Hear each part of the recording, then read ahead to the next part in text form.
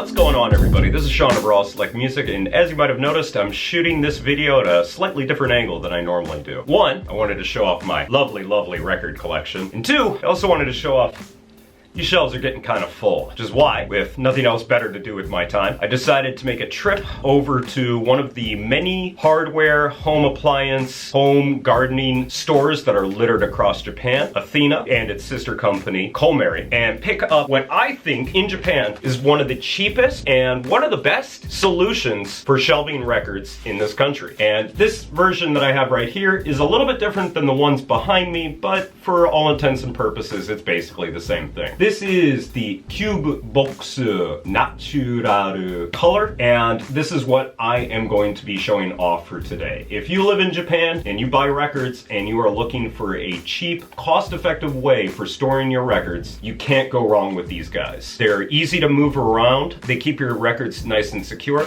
and one aspect of them that I really do like is the fact that the records themselves actually stick out a little bit, so it makes them very, very easy to pull off of the shelves rather than having to pull them all the way out. So right now, I'm gonna unbox this mofo for you, show you how incredibly easy it is to make one of these guys. And yeah, so with that being said, let's dig into it. So first, very simply, just remove the tape off of it. All you need for this, you don't need a huge amount of tools or anything. A regular old Phillips head screwdriver will do the trick. Don't need any wood glue, don't need to worry about any nails. This is one of the most dummy-proof projects that you could possibly take on. And as somebody who's not very good at doing any sort of woodworking or building like that, this thing is absolutely perfect for me. So it does come with instructions. They are all in Japanese, but the diagrams themselves, very easy to follow, and you shouldn't need to worry about it too much. However, once you've built one of these, you really don't need this anymore, so you can just throw it in the trash, like I'm gonna do right now. So anyways, you will get two boards. These, I believe, are the top and bottom. No, sorry, these are the side boards.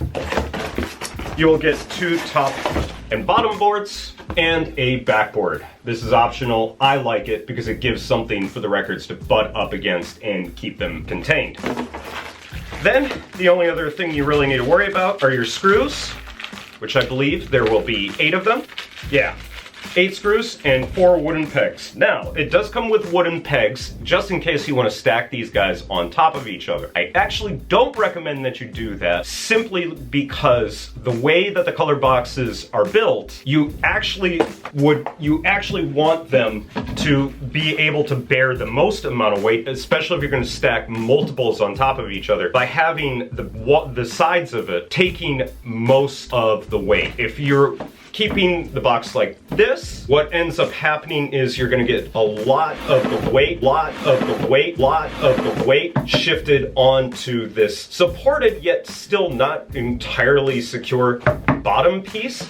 So personally, I prefer having it like this. All right, so first thing you wanna do, you want to locate the tops and bottoms, which are denoted by the 4 little holes right here. And you wanna get your screws in. So let's open up the screws first, get 4 of them, and start screwing. Haha. Now, one thing to bear in mind when you're putting one of these guys together is make sure that this line right here matches up with the side piece that you're going to screw in. I have made the mistake in the past of not doing that, and it ended up making what was a fairly easy project taking way longer than it should have. So just screw them in. Okay, once you got all 4 screws in and you've got your 2 pieces in place, you should have a nice stable mini table-esque setup. You're gonna take in your back piece, slot it in, super easy. Just want this side going on the inside, just slide it in. Make sure it's slotted all the way in, and then all you have to do is finish it up. Put your piece on top, make sure that the slot is nice and on there. It looks good. Grab your screws, which unfortunately I slid over here. Get your screws in there, just make sure that they all line up with the hole, and then finish up.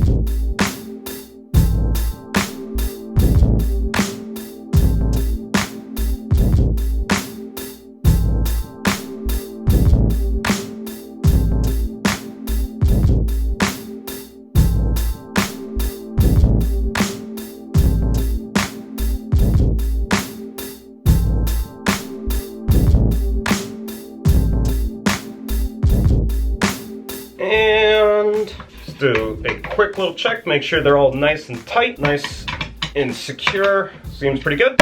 And that's it. Your color box is done. You have a nice sturdy wood box that can hold up to roughly about 50 to 60 records, probably close to 70. They all fit nicely in there, and the only real maintenance you need to do with these guys is just clean them out every now and then, pull the records out, do a little dusting, and you are good. These things will last you a long time. Ever since I've been in Japan, I've been using this as my storage solution for records, and it hasn't let me down. One of the aspects that I really like about it is they're really easy to move around. After having moved 2 or 3 times in Japan, these things have been very, very helpful in terms of not having to rebox my record collection. Throw some tape on the front of it, and boom, you got a nice case that you can move around with. And I think that's it.